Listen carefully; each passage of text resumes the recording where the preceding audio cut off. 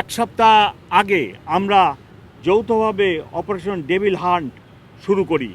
সেখানেও আমরা অনেক চিহ্নিত ক্রিমিনালদেরকে ধরে কোর্টে সোপর্দ করেছি। আজকে থেকে যে অভিযান পরিচালিত হচ্ছে, এই সকল এজেন্সি মিলায়ে এটার প্রধান উদ্দেশ্য ছিনতাইকারীদের দমন করা।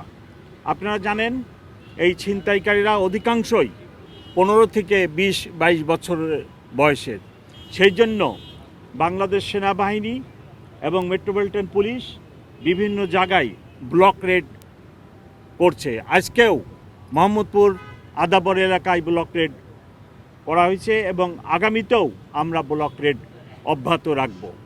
আমরা চিহ্নিত সন্ত্রাসীদের তালিকা করে সেই তালিকা মোতাবেক আমাদের অভিযান পরিচালনা করছি। এক্ষেত্রে কোনোভাবেই ভুল বোঝাবুঝির সুযোগ নেই যে আমরা যে কোনো মানুষকে অ্যারেস্ট করে থানায় নিয়ে কোর্টে সোপর্দ করতেছি। আমাদের চিহ্নিত ছিনতাইকারী আছে, আমরা তাদেরকেই শুধু অ্যারেস্ট করব।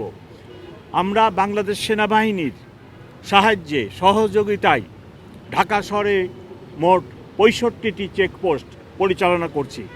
তার একটি এখানে এই চেকপোস্টগুলি আমরা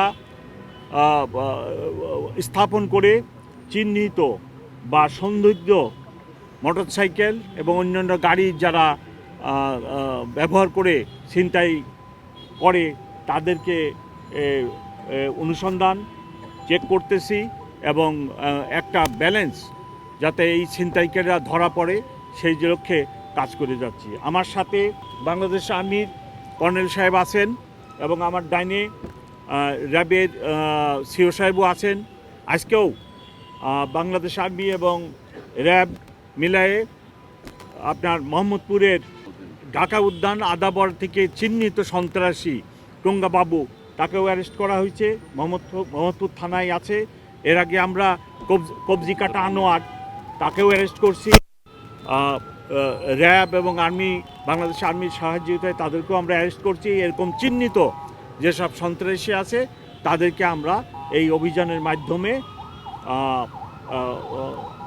আটক করব। তবে সকল ক্ষেত্রেই ঢাকাবাসীর সাহায্য সহযোগিতা এবং আপনাদের সাহায্য সহযোগিতা একান্তই কাম্য।